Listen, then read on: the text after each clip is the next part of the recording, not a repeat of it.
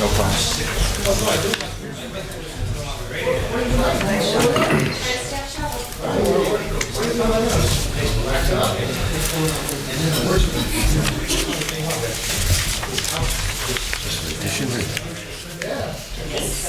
I didn't see that. Parking and standing of trucks and Where'd you get tractor that? trailers. Just sitting right there. I don't know what that is. Let me see. You don't know what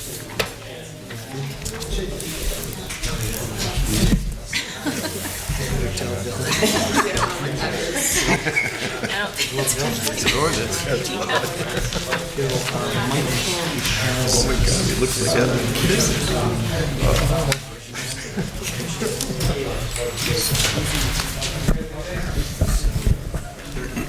Just everybody's in agreement that's here.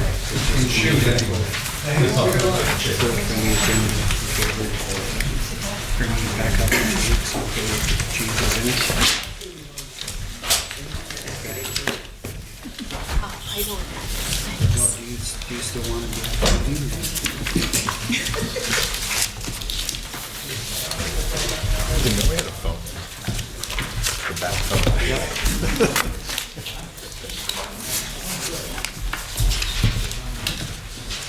It's up to you. Okay. All right. I'll put you on speaker now. Supposedly did a test drive this afternoon. Bill? Okay.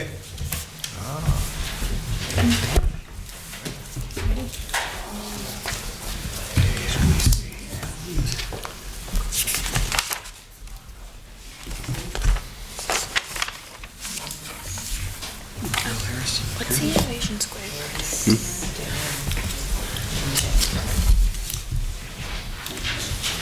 They're looking for a grant for the innovation. It's on this next to Franklin Square. Yeah. It's just, it's a grant. It's gonna go through the city. I mean, like, what is Okay. Innovation Square? Please stand for the pledge. I pledge allegiance to the flag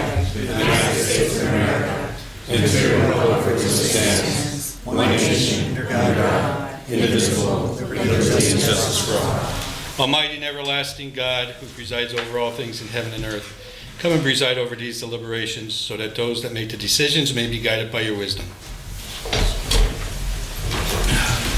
I'll tell you later.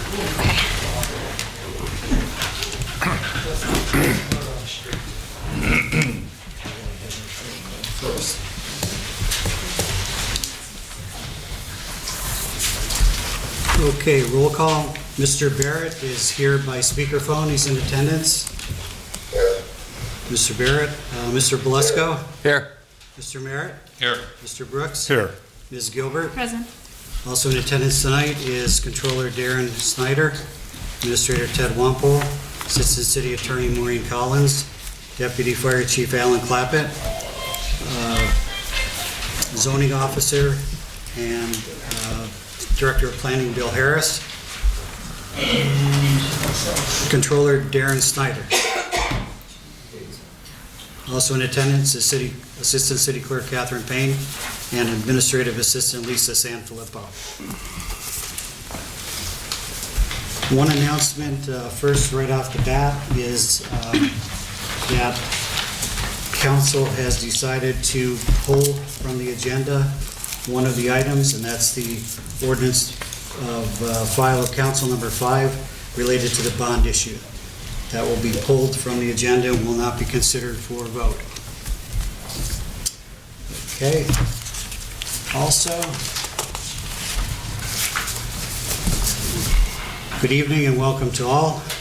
As we've been doing at every council session, I'd like to go over the basic rules for council. Tonight's meeting is a regular session of City Council. Please turn off all cell phones. According to the First Amendment, this meeting is a limited or designated public meeting, as all regular sessions of City Council are. Council may do that through the authority of the First Amendment and the City Charter establishing rules and procedures. The chairperson is the presiding officer of the meeting. As a City Council meeting, Specific rules and procedures of council are followed. The list below are examples of important council rules. They are not intended to be a complete list. Number 1, persons addressing the council shall limit their address or presentations to 5 minutes. All remarks should be addressed to the council as a body and not to any individual member thereof. No persons are allowed to address the council from beyond the rail, except the speaker at the dais or the podium who has the floor. Preservation of order. The chairpersons shall preserve order and decorum, prevent attacks on personalities, or the impugning of members' motives. Points of order. The chairman shall determine all points of order. Persons authorized to be within the council rail. No person except city officers or the representatives shall be permitted within the rail in front of the council during any meeting without the express permission of the council. Finally, in order to be heard by all in attendance, as well as to be picked up by the microphones and recorders when members of administration are speaking, please stand up and speak into a microphone. Council will speak into their microphones at the table. And one last announcement is an explanation, and that's following requests for clarification in the past. These explanations have also been given in the past, but because it's come up recently, it needs to be done again. Following is an explanation of the 5-minute public statement time limit, and also back and forth dialogue between council and someone making a public presentation to council. All members of the public are welcome to make a 5-minute presentation to City Council. As intended in the rules and procedures of City Council ordinance, 5 minutes is the standard presentation time for all presenters. What that means is the statement made by the public speaker during this 5-minute presentation is the standard presentation of 5 minutes. The time spent after the speaker concludes his or her presentation is separate from the presentation time of 5 minutes. Any additional information, comments, questions, answers, etc., that occur after the speaker's presentation are not part of their 5-minute presentation. Excuse me, Jim, can you just speak up on that last?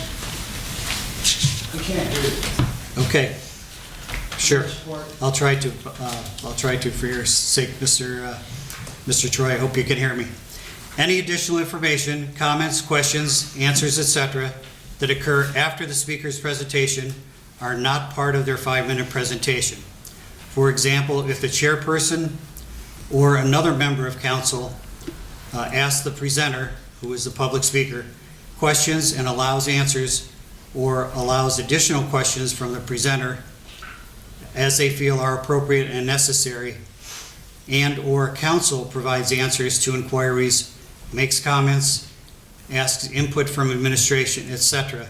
None of this reflects on the 5-minute public speaker's presentation limit rule. It does not violate the rule as some have charged by giving more time to one person and not to another. It is simply a response by council after a presentation is given to address or resolve the issues, either temporarily, permanently, or for follow-up in the near future. Once this process is completed by council, not by the presenter, but by council, the public speaker's time at the dais or podium is ended. As a result of all this, in summary, the time spent after one speaker's presentation and before another presenter takes the floor at the podium may fluctuate, given the circumstances mentioned above, the complexity of the topics presented, and the number of responses by council and/or administration to each presentation. This process, which has always been in place, does allow for back and forth exchanges, but only if council initiates it, as they see necessary, and ended by council as they determine appropriate. Okay, thank you. That's the end for the explanations and the statements. Does anyone from the public wish to comment on legislation pending before council tonight? I do. Jim, I don't want to be thrown out, but now could I still talk on that wall, even though it's not on here? Financing, even though it's pulled? It's, Public. Come back on public. It's pulled, but I mean, could I still talk about it? Because it is, no, It's no longer on the agenda. You can't speak on pending legislation. You can do it speak later, Bob. during your You can do it 5-minute later. talk when you come Yeah, back. we can do it later. Right, okay. Thank you. okay. Anybody else? Okay. Get the handcuffs. Linda Joseph. I would like to thank council and all involved in formulating the quality of life ordinance that is before you tonight. In reading over the ordinance, it definitely addresses many issues and that concern all of us in order to achieve the desired expectations for our neighborhoods. At the last meeting of the Rolling Mill Hill Residents Association, City Attorney Tim Henry and City Administrator Ted Wampel explained to those in attendance the purpose of the ordinance and how it would be enforced, which was very informative. There are just a few observations and questions that I have regarding the ticket itself. It only shows a generalized topic, and there doesn't seem to be anywhere for any remarks to explain what the actual violation is within the topic, as there are, in many cases, different infractions that they may be fined for. Since it is not specific on the ticket itself, and the person may be unaware of exactly why it was issued, will the person or persons collecting the fine know what to tell them? Also, on the sample shown with the ordinance, there isn't any place for the date the ticket is issued and what department and person is issuing that ticket. Has the ticket been changed to reflect any of these items? Has there been input from the departments who will be actually the ones filling out this ticket? I can't imagine they would not raise the same questions that I have expressed. Lastly, is there a plan to circulate this new addition to the ordinance to the public, other than the city's website? Not everyone has online access, and this ordinance, in my opinion, is crucial to improving everyone's quality of life, and each resident needs to see what those expectations are in detail. Thank you again for recognizing the help that is needed in all of our neighborhoods. Thank you. Do we have an actual ticket that's been formulated yet? I'm not sure if you're. I don't know. I don't think we have. No, we have- yet. We don't have an actual ticket that's been created yet. Okay. After the passage of, that might be an example of maybe Scranton's. Okay. But we haven't formulated it yet. So, I mean, all those suggestions will definitely be taken into account. Okay. In regards to, where the information will be posted, I think we talked on Tuesday about putting it on the city calendar. That was one idea. Right. And you mentioned a few other. Yeah, I would as imagine, well. Ted, we would go to all the resident associations and give talks about it, and encourage the newspapers to write special articles about it, and then on the calendar, which I'm glad you received the idea very well. So there'll be different ways to communicate to the public about it as well. Pretty much whatever way we can Yeah. think of. Yeah, actually, because I really do think it's crucial. Yeah, Mm-hmm. absolutely. That- That's 'cause part this of is an important enforcing it. one. Yeah. That'll all be ironed out. Okay. Thank you. Yeah, thank you. Next, Mr. Ryan. Yes, sir. Before you start timing me, did you say file ordinance number 5 is removed from the agenda? Yes. That's the one related to the bond issue, correct? What's that? That's the one related to the bond issue? Yeah. That's not going to be voted on tonight? Right. All right. I would still wonder if I could request 2 extra minutes to go over the rest of these issues. If anybody dare to make a motion on, that's how the procedure is, that's the procedure, I mean, right? For somebody has to make a motion? That was the procedure at the time, because Mr. Henry requested that procedure be So done. now that, It's debatable whether that needs to be the procedure. So we haven't going resolved forward. that? We haven't resolved whether that's the procedure then? No. So therefore, we can't grant the extra time? Well, if council would like to take a vote. I'm only asking for 2 minutes. If council would like to take a vote, they can, to give you extra time, as was the case with what Mr. Henry suggested a couple weeks ago. Someone would have to make a motion, a second, and a vote to allow you to do that, if they so desire. So can I wait to see if anybody offers a motion? Right. I guess silence is golden. Surprise, surprise. Well, the first comment I want to make is John Livingston, the appointment of John Livingston to the General Municipal Authority. I hope he's in attendance tonight, is he? Yes, well, good, Mr. Livingston. I hope you'll present your credentials to the, and I hope you're a golfer too, because I wasn't. I guess that's why I got rejected. Please address council, Mr. Troy. Well, that was a comment relating. Isn't that apropos to? Just address your comments to council, please. Okay, well, I'll stick to the other issues. The resolution, because if he doesn't present his credentials, if he doesn't speak before you guys, then, as Mr. Brooks indicated, that's not a desirable quality for him to get nominated to this authority. I'm speaking, thank you. I'd like to comment on the sale of the property on Franklin Street to Artenor LLC, a pie-in-the-sky project that's going to offer a lot of jobs. And that is, Ted, that is not a KOZ zone, correct? I don't believe it is. And it is free and clear, a free and clear sale. The property has no liens on it. So I would urge council to at least postpone the vote on this, because you had some second thoughts in this, I saw in the paper, unless that was a misquote. You had second thoughts about the sale of this property for $100, according to the letter and according to an article in the Times Leader. And you were convinced by Mr. Anstead that it's okay to sell it for $100. Correct. Right? So at Right. first you had second thoughts. I did make a statement. Are you done with your presentation? Yeah. That Finish your shouldn't come off my presentation. time. Finish your presentation, Mr. Troy, and then we'll answer your questions. Well, he commented. What am I Okay, supposed finish to your do? presentation, and then we'll answer your questions.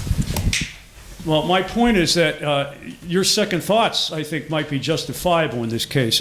This property was purchased by the Redevelopment Authority for $2,000. I think this says a lot about why the city of Wilkes-Barre debt situation is getting more and more out of control. So the property was purchased for $2,000, going to be sold for $100. There's a pie-in-the-sky promise of a big project growing medical marijuana, is it? I guess some of the jobs are going to be, people are going to be in the back growing the pot and maybe sampling it. Can we go over and sample? Well, I just have my doubts here that about this project. I think maybe, has anybody investigated the possibility here of perhaps the city demolishing or raising the structure and then how do we, for instance, and then try to sell it, have the city sell it? It'd be worth a lot more if that structure was raised, correct? A lot more than $100. If somebody wants this that desperately to put a project on there, to put this type of project on that property, I would think that maybe it's in the city's interest to look into raising the structure, maybe perhaps get some money, some grant money to do that, and then perhaps try to sell the property after it's raised to maybe another buyer. I mean, there seems to be a lack of transparency here. This is what's most disturbing about these real estate deals. The same thing with this Northampton and Maine project over here. That they've yet to lay a foundation. We sold it for $500,000, right, Ted? And we've seen $200,000 or so, I guess, already. And I mean the city. But there hasn't been, the project has not even started yet, right? Luckily we have a reversionary clause there, I guess. I would strongly urge council to reconsider this thing, to at least put it on the back burner and to look more closely at to possibly recouping some of that $2,000 back. I mean, to perhaps demolish the structure and then selling it for a better price. Does anybody know what the price of the vacant lot on Westminster Street is going for? There's no price in here. Or how many acres it is? Or? 1,500. And who's Artenor LLC? I mean, you guys are gonna approve something here you don't even know the details about. Do you know any details, Mr. Brooks? You know I do. how much that's going for? 1,500. How much? 1,500. 1,500. We have the So why information. isn't that price in here, Mr. Ryan? We just don't got know? it. Late after the agenda was put together. It's in the resolution now. It's where? On the It's in the website? It's in the resolution. It wasn't on the agenda at the time the agenda was put together. Well, I don't think it should be voted on if the price, all the specifics are not listed here. The public has no information here as to what the specifics are, and now it's just being thrown at us right before the vote, and I got 15 seconds to talk. And this Innovation Squared project, I don't know if in time remaining, somebody could fill me in on the details of that. What that's about. Does the public have any input on that, Ted, or not? And what's it about? I mean, this all comes up. I like the way this comes up with no forewarning, no preliminary presentation to the public. It just comes up at these, and you guys approve it, and we're out in the dark. You know, and the public is left out as usual. That's all I have. My time is up. Does I anyone have guess. any comments? Mr. Troy, we had presentations at the work session, both on Innovation Square and the women for the project over on South Franklin Street are right here in the audience as well. And you're welcome to attend those work sessions. Yeah, I know I am. Yeah, so there are I've presentations. been speaking out at these meetings for a long time, but it's There hard was to get here questions back twice a and week. forth of those work sessions. So do you have any, can you give me an overview of the, Mr. Troy, if you're going back to what you said my comments were, yeah, I was talking to council at the work session. I saw that it was going for $100, and I was shocked. Even though I know the building, it's falling down, walls are caving in, ceilings caved in, it's graffiti ridden. I've gotten complaints after complaints over it between weeds and broken windows and that kind of thing. It's just a sore eye. an eyesore? Right. I called Mr. John Anstett, and I said, John, $100 for that property? He said, Mike, it's going to cost more to tear it down than the land is worth. Yeah, And but I how just do you know you're addressed not gonna council just with that. tear it down and try to flip it? How do you know, does the city have any guarantee in the writing there, that Ted, that they're not gonna try to pull something like that? The people who buy this? They could tear that down, they could even get public money to tear that down, can't they? Go, Can they Mr. get Wall. public money to tear that down? Will you finish your presentation? Let us try and answer your questions, okay? First of all, Mr. Troy, we've met with this group of people interested in buying this property frequently, and I am convinced with what they are buying the property for and what they will do with this property. They have a track record, okay? In addition to that, let me go back to the purchase of the property. We've got estimates from anywhere from, I believe, $58,000 to $80,000 to knock that building down. That's what they're going to do. So in our They're all mind, expensive. me, Yes, Okay. you have the floor. so in our mind, selling to them for $100, and they're gonna improve that eyesore that has been down there for years and available for the public to buy, and turn it into something where it's gonna contribute to the tax base of the city of Wilkes-Barre, I'll be for that every day. If you're suggesting that we take that risk, not sell to them, we put our money into it that we don't have to knock it down, then to hope that we're gonna sell it so we get the money back plus what we paid for the building, I'm not willing to take that risk. I've got a business, the mayor's a business that has come to the city with a plan to invest in the city of Wilkes-Barre and take an eyesore and turn that around. I'll be with them every day. I'll tell you, I just wanted to remind Ted very quickly of the so-called track record of the Mr. Sinawa down there, and I keep bringing that up, but he had a good track record too, and the city is left with a pile of rubble. That's an excellent point, and I was not involved in that deal, I know, it was but I've been before your involved in time. the deal with these people, and again, So I'll what be do good for that. track records mean, Ted? I'll be for that every day. In addition, you had some questions on Innovation Squared, and Mr. Albert, again, was at the work session and went into great detail about what his plans are with that grant. If you remember, the governor actually came to town to award that grant, George, correct? Yes. At the Innovation Squared. This is just the next step in getting the application for that money so that they can continue with the great investment that they have made in downtown Wilkes-Barre.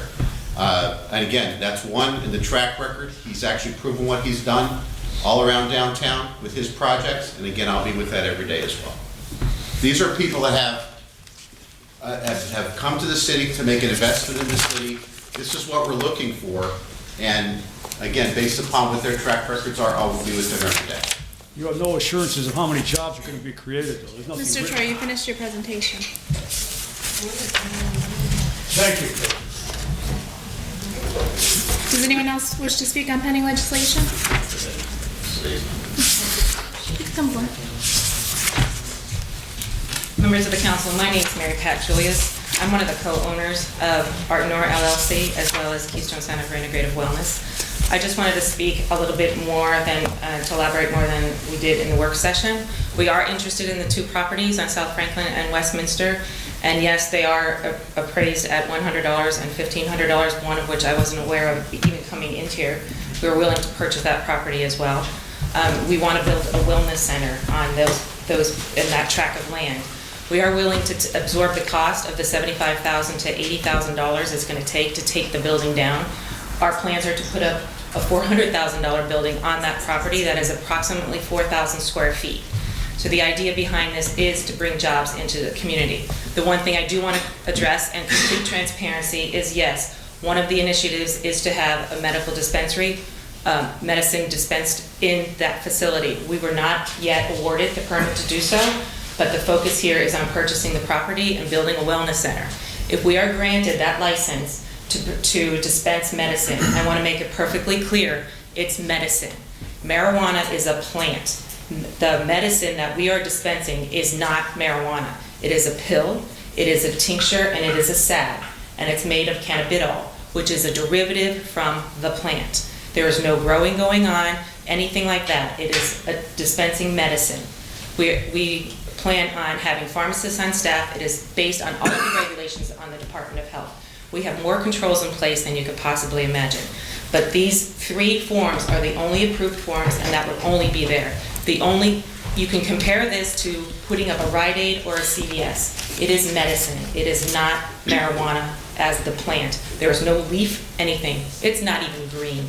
So I just wanted to make that perfectly clear. Our goal here is to be able to dispense medicine to the patients that need it, to the people that are diagnosed with illnesses and have developmental problems, so that we can make them become active members of the environment and the communities again. We plan on giving them jobs. We want to bring them and make their quality of life so much better. Any questions?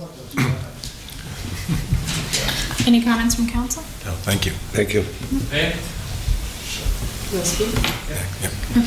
Thank you.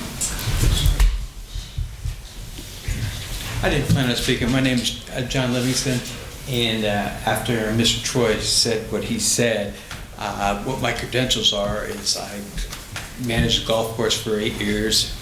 I'm certified in pesticide and to take care of greens and fairways, and I believe I turned Holland back around. I really do. So why he's questioning my credentials is just absurd to me, but I believe I'm the best man for the job or the appointment, and nobody else on the board has what I have. So that's all. I just got upset with that. Thank you, John. Thank you. I've never been to one of these before, but Just state your name for the record. my name's Pat. Pat Doty. I came here specifically to support these ladies. I personally have years of experience working in medical marijuana in California, and I've watched it not only heal people's minds and bodies, but I've watched it bring communities together. Also, the youth in this town, they're economically unable to get a foothold. The community's full of real drugs with real problems, and this is one way to solve that problem. I lose friends. If you guys looked at my feed on Facebook, you'd be like, "What is going on?" Seriously. And then, but it'll also bring a breath of fresh air to the community. It'll help attract the college students. Maybe they want to stay here now. You know, I think when I worked in California, no, I didn't work with anybody that made less than $20 an hour. Everybody had brand new cars, their own apartments, and bright futures, and they were excited about it. And I think that'd be a great thing to bring to this community. Thank you. Thank you.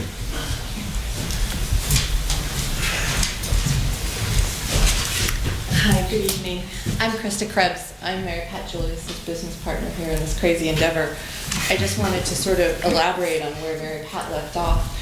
As far as my credentials, I've been in healthcare for over 20 years. As I mentioned in our work session, I have over 700 employees throughout the state of Pennsylvania, 9 offices throughout the state of Pennsylvania, and 1 actually here. We specialize in case management. I have 62 case managers that work under me, coordinating services for Pennsylvanians with all sorts of disabilities all across this amazing state that we have. And 2 years ago, when this became an idea, I looked at my clients who had ALS, who had MS, who had terrible spine issues, dying of terrible cancers, and I said, I want to be part of this. I want to help them access this medicine, the anti-inflammatory properties itself is just amazing, and like she said, there's nothing green, and there's actually 2 more. There's a salve, ointments, vape, I'm trying to think, but it's all bubble popped. We don't even touch it. The state has regulated this to a degree, beyond a degree, and our approach really is going to be that we have case managers in there, and not just dispensary agents, people who know how to help our citizens access resources that they might never have had or even know about.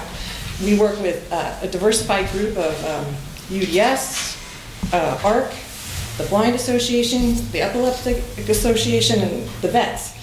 And it's a passionate thing for me, and I hope we all have everybody's support. We can talk about jobs. It's not even just jobs here in our own communities, and we travel around and we've been talking to mayors, and everybody has the same story, is that they want to try to keep their people in their cities. So how do we do that? We take on interns out of the colleges. We groom them. I've been very successful as a business owner. I've hired a lot of interns directly out of college, and they don't leave. I have a very low turnover because of how I run my business. So, sorry, this group keeps getting bigger. I'm a great business owner, but not maybe a great public speaker.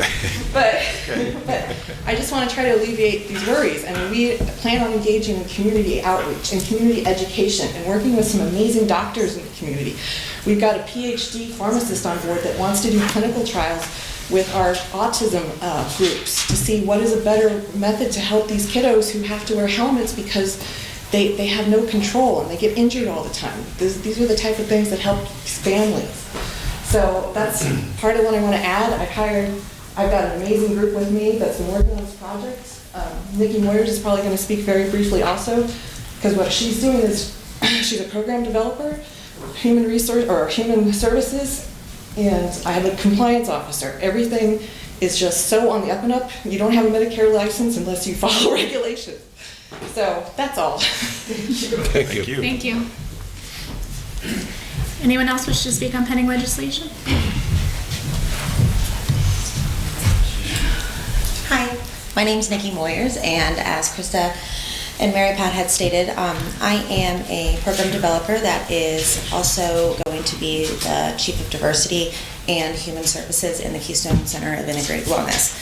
Our current approach is, it does have a component that has the medicinal marijuana dispensary, but we're also marrying the concept of having a human services center and a job development center all under one roof.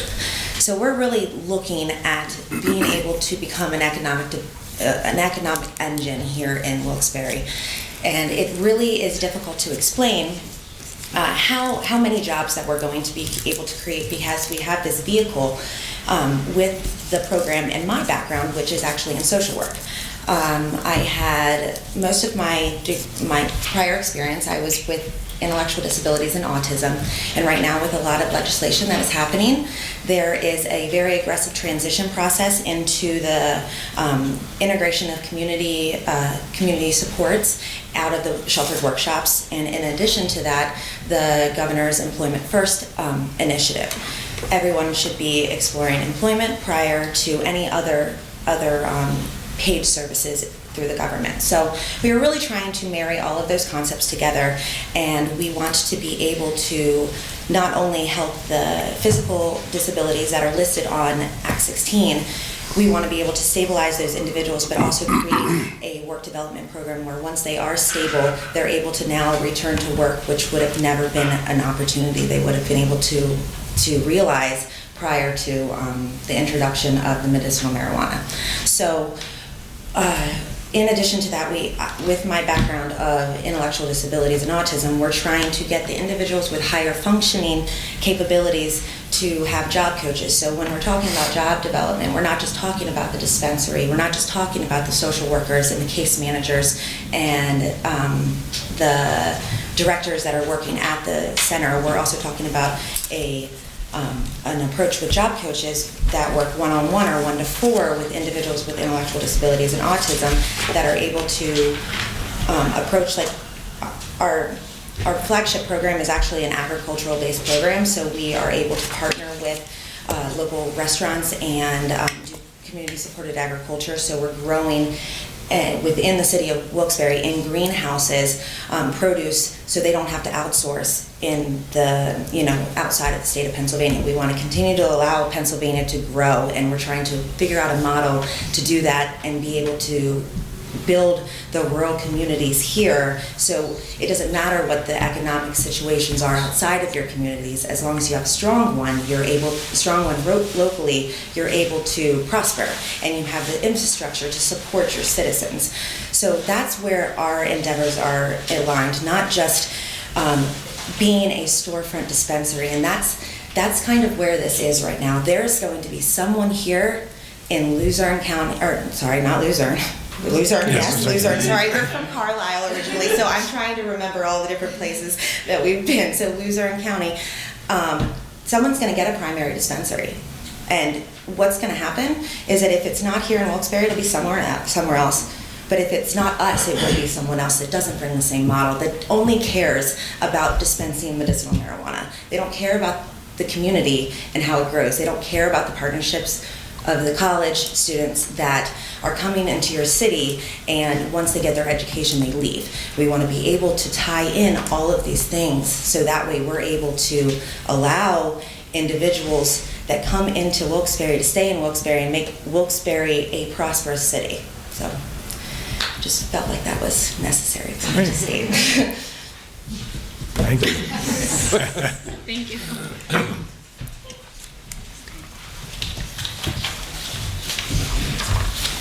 Hi, my name is Claire Wirt, and I had no intentions of speaking tonight until I heard those ladies speak.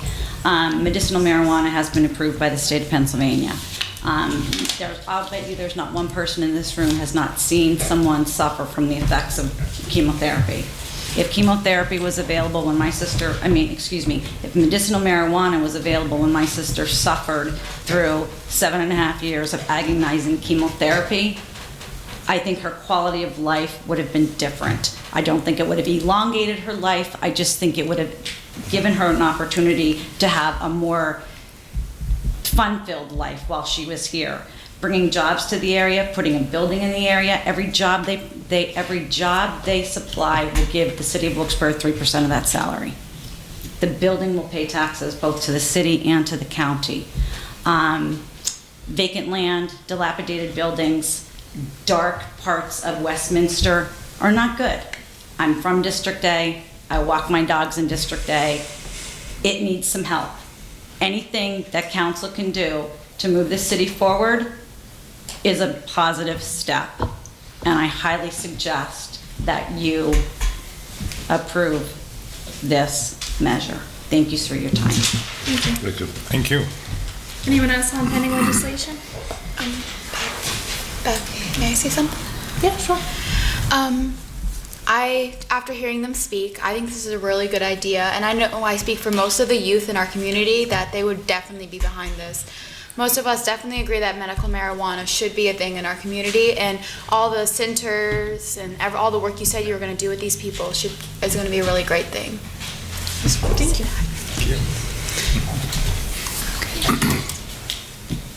Okay, if there's no one else on pending legislation, then we'll get into the voting. The first vote is the consent agenda resolutions. Motion, second, and vote. Okay, Beth? Second. Tony? Sorry, Mike. Sorry. Mr. Barrett? Yes. Mr. Beluska? Yes. Mr. Merritt? Yes. Mr. Brooks? Yes. Ms. Gilbert? Yes. Motion passes. Next is the single ordinance on the appointment to the General Municipal Authority for John Livingston. Motion, second, and vote. Motion. Mike? Second. Tony? Mr. Barrett? Before I vote, I'd like to just preface it with a brief comment. My vote is no reflection on the candidate whatsoever. It has to do primarily with council members' request previously with reappointment of a prior municipal authority member. So I'm voting no on this. Thank you. Can't hear him.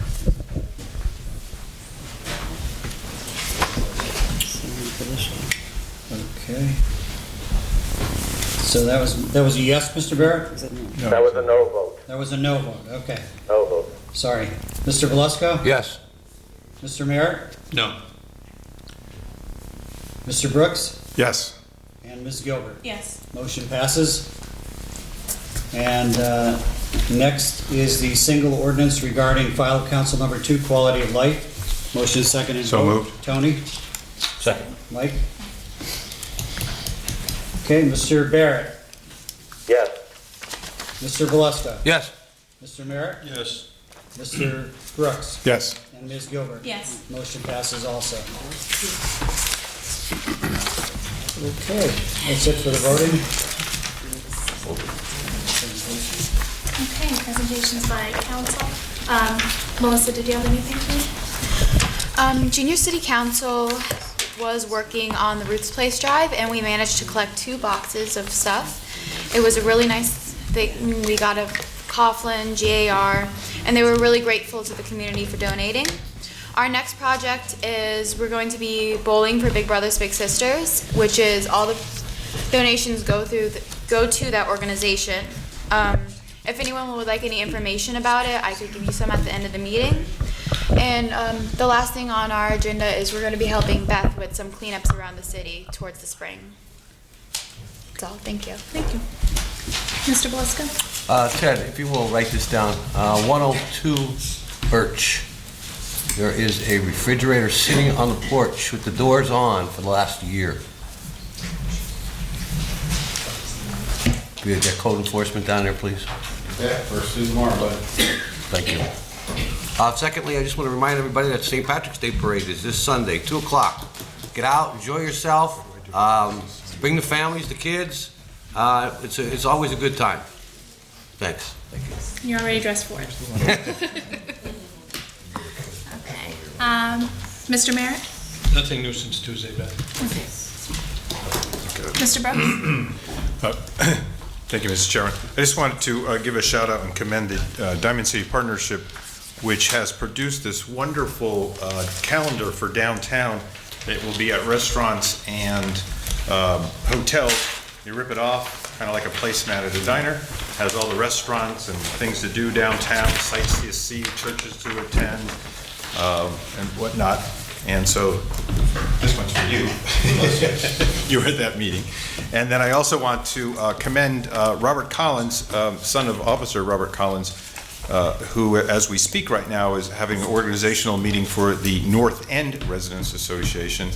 And while I hope the administration considers having all the department heads here, I will want to commend the administration for having department heads and Mr. Wampel himself go out to these neighborhood association meetings. I understand you were at South Wilkes-Barre last night, and I think that's great for the public to deal with questions as well. And I believe Rolling Mill Hill meets on Wednesday and has the county manager, David Pedri, speaking. So now there are 5 active resident association groups that are in the city, and I hope to see more. I think Parsons and Miners Mills would be 2 excellent places to form them as well. They're great ways for us to have continuing participating democracy in our city. Thank you, Madam Chair. I just have one thing tonight. I'll be partnering with Heights Mayflower. We good? Oh. Sorry, I'm sorry. That's okay. I'll be partnering I'm with the the bad Heights. one. You can gavel me out. I'll be partnering with the Heights Mayflower Residents Association and Restored Church to do spring cleanups again, beginning in April. We do them all throughout the spring, and then we extend them through the summer, and if the weather holds up throughout the fall, then we do them then as well. And Restored Church has been great in helping us with those. We were able to clean up a lot of streets last year, so I'm hoping we can do even more this year. I'll be releasing the schedule for that in a few weeks. And last year, DPW was a huge help in helping us collect all the garbage from those cleanups, so I look forward to working with Ron Romanelli and DPW again. So that's all I have. Moving on to public discussion. Marilyn Jones.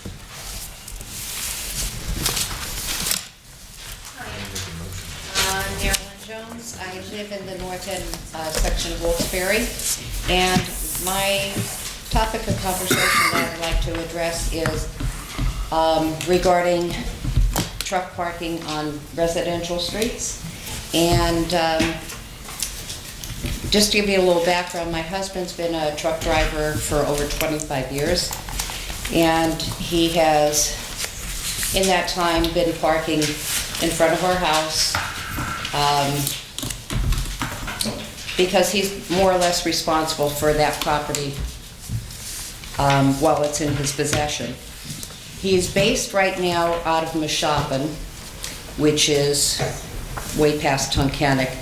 So the times that he gets home or the times that he may have to leave for work aren't always conducive with him being up in that area to get his car. So he does have the truck usually in front of our house. As I said, he's been doing this for over 25 years. We've been residents at that same location on Sycamore Street, Wilkes-Barre, for 30 years. And we have a neighbor that has been with us for maybe 5-6 years now and has made our lives unbearable. We started getting complaints and tickets about his truck being on the street. We were getting citations. We have no off-street parking to provide for this truck. My husband is maybe a couple years shy of being retired. He is a cancer survivor. He has heart problems. He gets totally stressed out. He was told, you can no longer park your truck on your street. If we asked all the neighbors, we only have like maybe 10 houses on our street, and we asked each one of them. We work every day, my husband and I, that's all we do, is devote our time to working. On the weekends, we devote everything we can to our son who has special needs. He's involved in Special Olympics, bowling and basketball and baseball. That's our life. Our job, our son. We don't party, we don't drink. We asked all of our neighbors if there was a problem with him continuing to park on the street, and they all said no. The one person that it came down to continued to say no, it was not her. But at the same time, she finally said yes. I should not have to have a truck parked on my street. And like I said, she's only been there 5-6 years, and we've been there for 30. All of a sudden, he cannot park on the street. He was getting citations. We pay the citations. I went to City Hall. In fact, he just asked her last week, so she finally admitted that it was her. And she said that they made an agreement, if he started bringing his truck home again, she would not call and report it. The next day, he got a ticket. Took it down to City Hall, and I asked the girl about it. And she said to go talk to the parking manager, which I did over at the police station. He told me, as I was telling him the story, let me guess, Sycamore Street. That's how many times this woman has called up and abused 911 calls. How she's getting away with that, I always assumed it was for emergencies. Every time she sees his truck parked in front of our house, he never parks it anywhere else, she calls and complains about it through 911. So I do have a petition right here from all the other city residents on our street. If you would accept this as they're having no problems with this. This is causing a major issue, as I said, with my son. I don't know what time my husband comes in. He may come in at 5 o'clock in the morning. He has no way to get home. Okay, I'm sorry, go ahead. He's been allowed to park over in East End. Has no way to get home. Has no way to go back to his truck to pick it up. I said, like I said, he's not in the best of health. In this stressful situation, he just recently had to go for a DOT physical, which he did not pass because he's so stressed out. He missed a whole week of work. He doesn't get paid if that truck's not moving, so he had to go through tests, stress test, and all this other test. He passed. He was okay to go back to work, so he was released.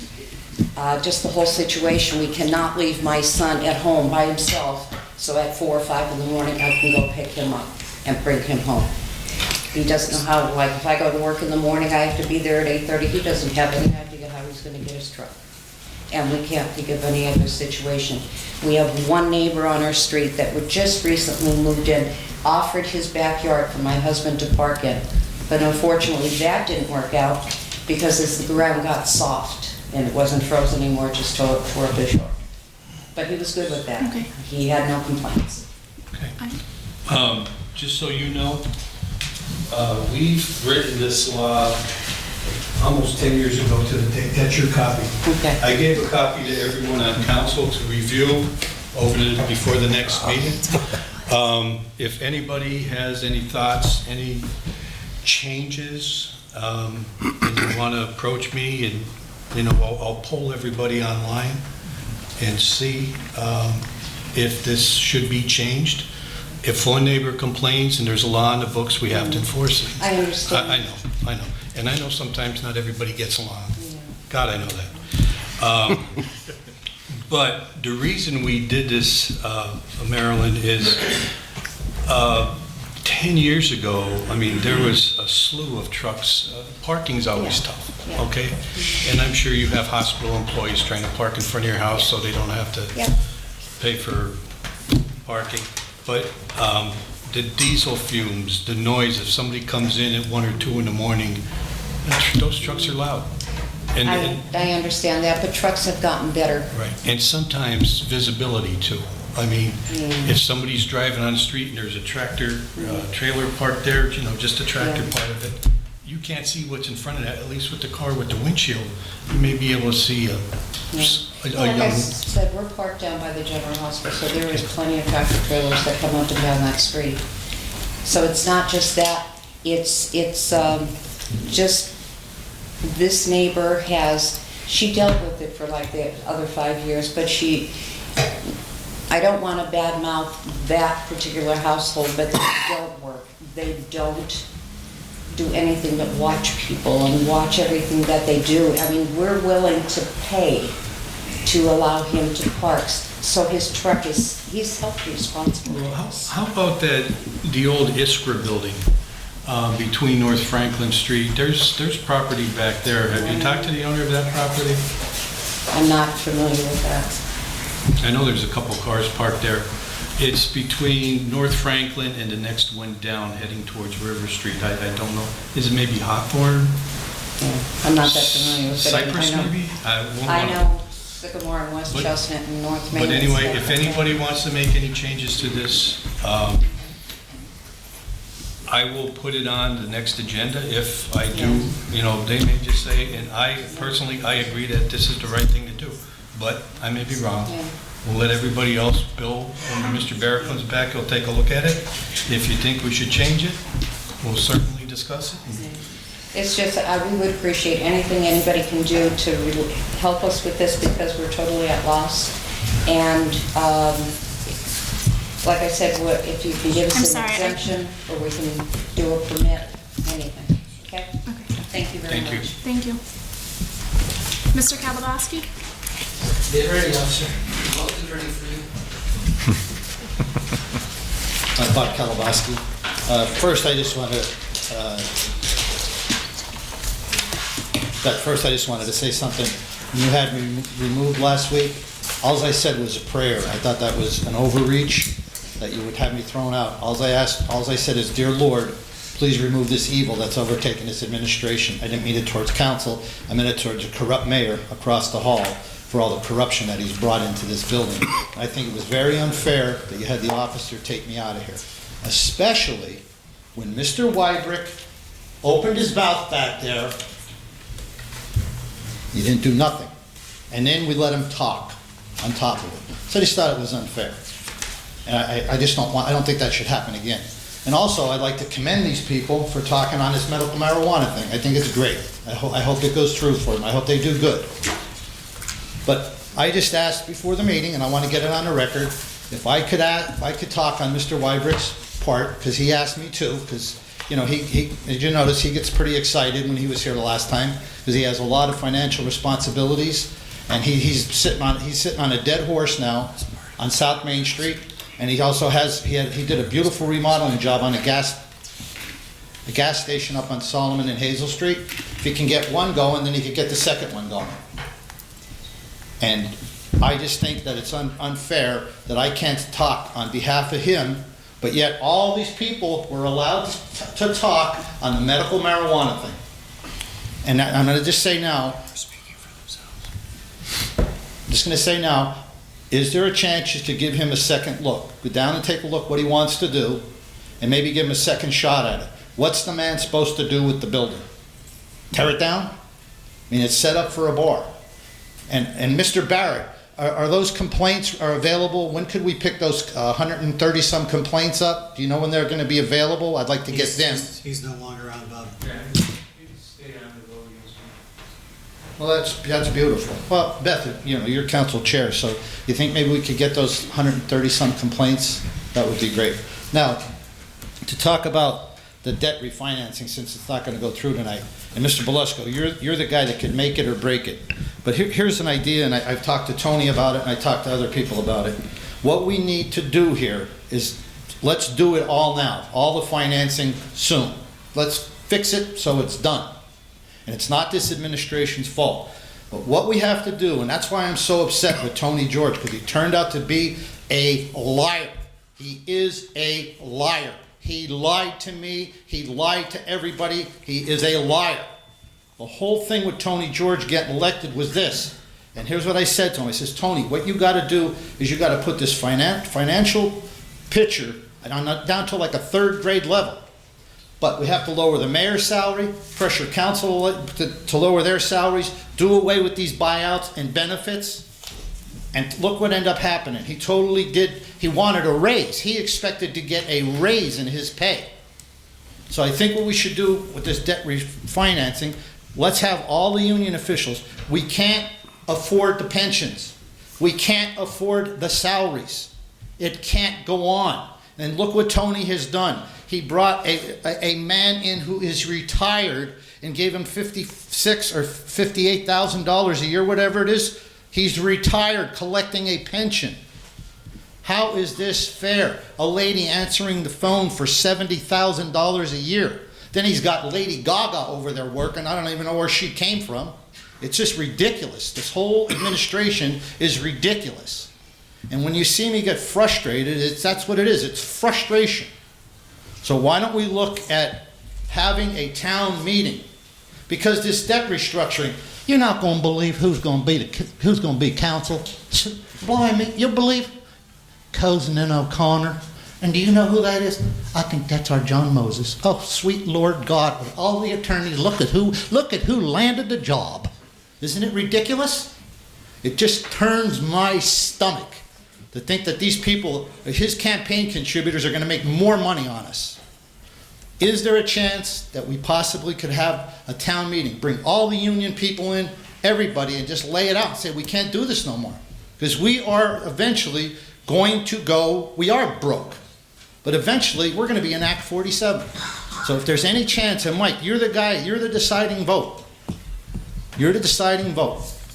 We should have a town meeting and tell everybody, we can't do this no more. We need, everybody got to take a pay cut, and we can't do these pensions and everything no more.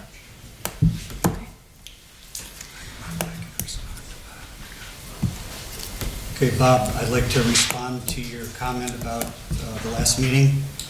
The law is the law, but by its very nature, every situation must be determined individually. You were just yelling out inappropriate comments since January. Even though you were given a copy of the rules of council that are highlighted and read by me prior to every meeting, you've been given plenty of leeway and tolerance with your comments until your removal at the last meeting. Mr. Wybrecht is a very infrequent participant in council meetings. In fact, prior to the last meeting, I believe the only time he was here at council was during work sessions, okay? So he didn't know the rules, not like you. You're here every week, you know the rules inside and out. You know them by heart. He didn't understand the rules as you do, or been given any leeway or tolerance during his past brief appearances. Because of this, he deserved the type of accommodation you've been given time and time again. As it was, as soon as he started to speak, he was given the latitude to continue because of what was stated and also because he had an item on the agenda for consideration by council. The chairperson weighed all of this and ruled appropriately. The chairperson determines all points of order as is stated at every meeting. Jim, there's one thing you want to realize something. When I came here last week, or 2 weeks ago, I couldn't have been in a nicer mood, and all I simply said is, "Dear Lord, please do something about this evil that's overtaken the administration." Now, there's a man there that's allegedly shacked up in Schaefertown giving this benediction every week. Mr. Kadlubowski. Right, I understand. Beth, did you look into that yet? If he's living in Schaefertown? All right, moving on to your presentation. Thank you. Mr. Ryan gave, the summary of essentially the chairperson's duties. My duty is to preserve order in the meeting. And what you did at the last meeting was yell out, as you have been since January. I prayed. You still yelled out, Prayed. and it wasn't appropriate, and you were removed from the meeting. Right. My job is to preserve the decorum of city council meetings, and that's what I was doing. Okay, but just so you understand something, Beth. I can't go back and forth with you. I know, but just let me just say this. When are we going to change the rules? Because let me tell you something. I came here and I never lied to the FBI, to the Internal Revenue Mr. Service. Kadlubowski, you had 5 minutes to give your presentation. I understand, but when are we going to make the But rules? I- He's nothing more than like an Adolf Hitler, because here's the Mr. thing. Kadlubowski, that's enough. All right, but why can't we change the rules so we can have more time? Mr. Kadlubowski, that's enough. Why can't we have more time? Please sit down. Right, well, we should be able to have more time, because that's what democracy. Okay, See, what please. this is I'm going to leave now, and here's what I'm No. going to say. It's supposed to be a democracy. Please It's supposed sit to be a down. republic for the people, not a corrupt democracy. And that's what it is, and that's why I get upset. I mean, there's a soldier right there. Mr. Kadlubowski, He I'm risked going to his have you life for our removed. freedom. Okay. Mr. Troy? It's gone. He left. Okay. Motion to adjourn? Motion. John, I'm in the first stall by the police station now.